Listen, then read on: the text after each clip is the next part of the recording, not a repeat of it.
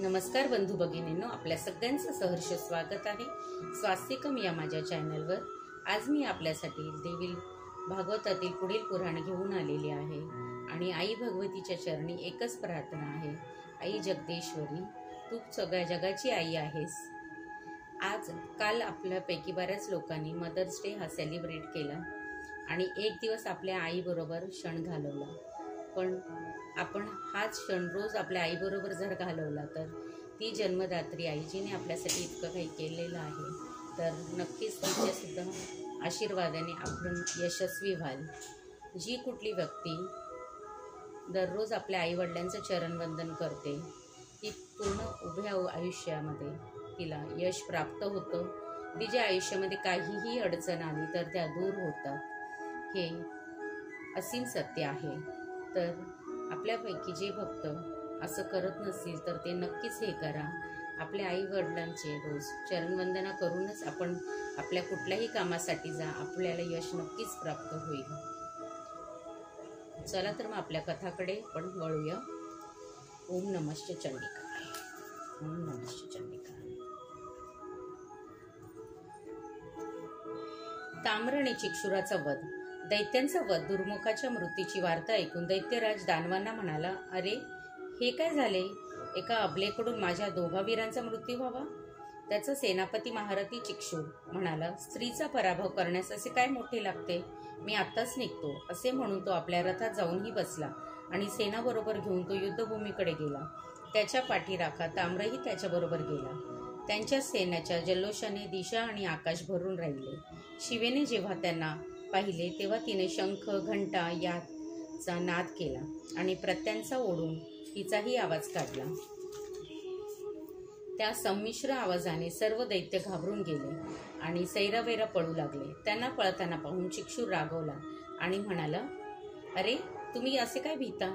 तुम्ही पळून जाऊ नका, थांबा आणि बघा, मी हिला आता आपल्या बाणाने घायाळ करून टाकतो। असे बोलून ताम्र आणि चिक्षुर दोघेही एकाच वेळी तिच्याशी लढायला पुढे सरसावले।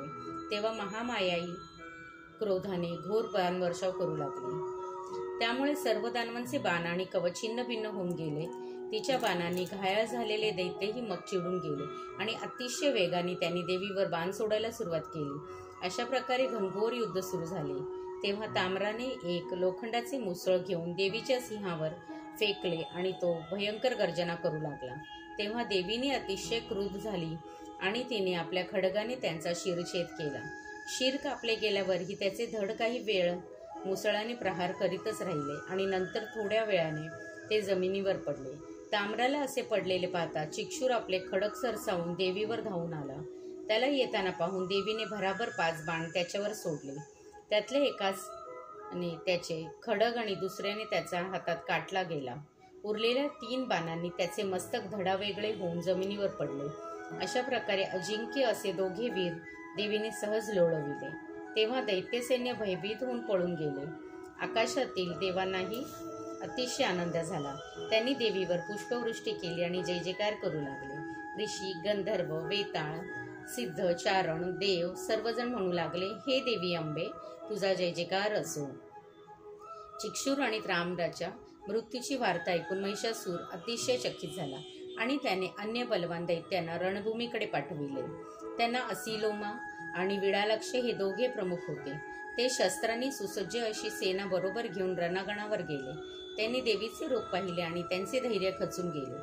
तथापि त्यांनी विचार केला की आपल्या स्वामींचे कार्य महत्वाचे आहे, त्यापुढे आपले प्राण म्हणजे तृणवत आहे आणि असा विचार करून ते संग्रामासाठी रणात उतरले। प्रथम विडालक्षाने देवीवर 7 बाण सोडले।